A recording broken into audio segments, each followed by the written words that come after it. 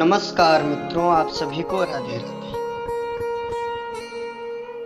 आज हम आप लोगों के समक्ष लेकर के आए हैं श्री सत्यनारायण व्रत कथा, जो कि इससे पूर्व हमने संस्कृत में अपने चैनल पर वीडियो अपलोड कर दिए हैं और आज हम कई भक्त जनों के कहने पर हिंदी में लेकर के आए हैं, जो कि आज श्री सत्यनारायण व्रत कथा का प्रथम अध्याय है, जिसकी हम वीडियो उपलब्ध हैं।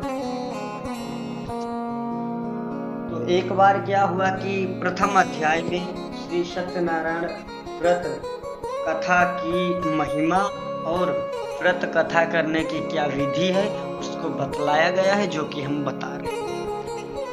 श्री वेदव्यास जी ने कहा, एक समय नैमिषारण्य तीर्थ में शौनक आदि सभी ऋषियों तथा मुनियों ने पुराण के शास्त्र वेत्ता विद्वान सूत जी महाराज जी से पूछा कि हे महामुनि, किस व्रत अथवा तपस्या से मनोवांछित फल होता है, उसे हम सब सुनना चाहते हैं, कृपया करके आप कहें।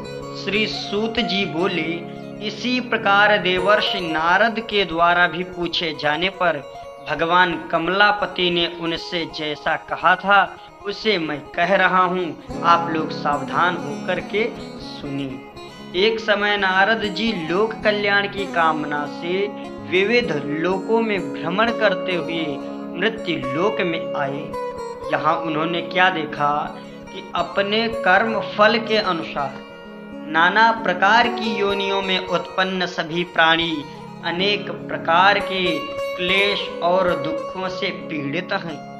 उनको इस दुख को भोगते हुए देखा और किस उपाय से इनके दुखों का नाश हो सकता है, ऐसा मन में विचार करके वे विष्णु लोक चले गए, जहां पर भगवान विष्णु जी चार भुजाओं वाले और शंख चक्र गदा पद्म और वनमाला से सुशोभित हो रहे हैं। शुक्ल वर्ण के भगवान श्री नारायण का दर्शन करके उनको देवाधिदेव की वे स्तुति करने।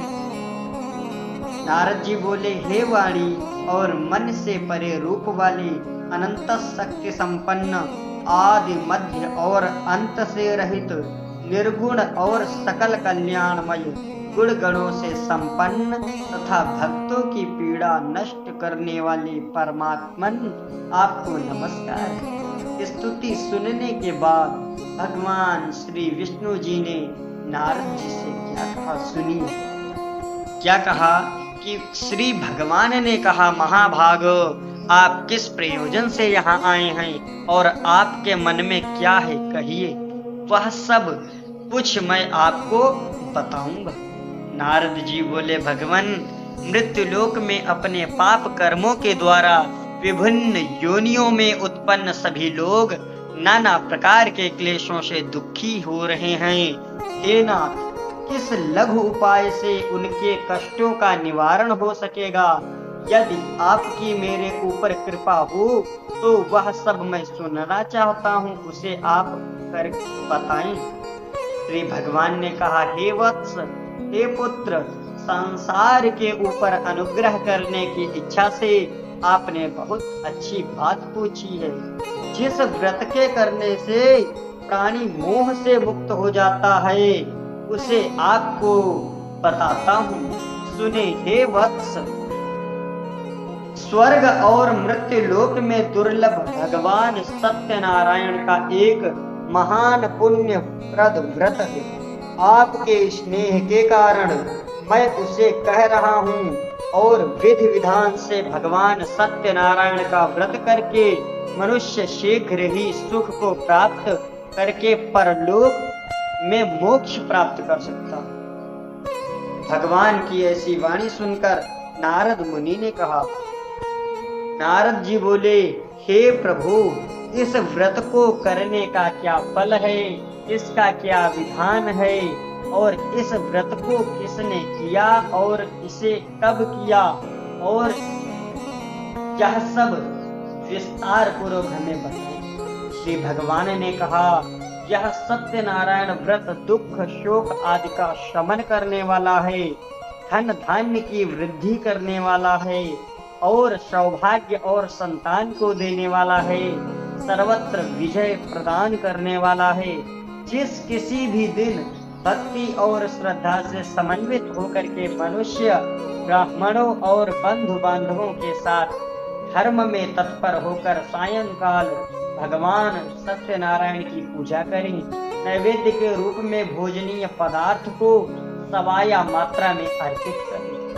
केले का फल, घी, दूध, गेहूं का चूर्ण अथवा गेहूं के चूर्ण के अभाव में साठी, चावल का चूर्ण, शक्कर या गुड़, यह सब भक्ष्य सामग्री सवाया मात्रा में एकत्र करके निवेदित करनी चाहिए।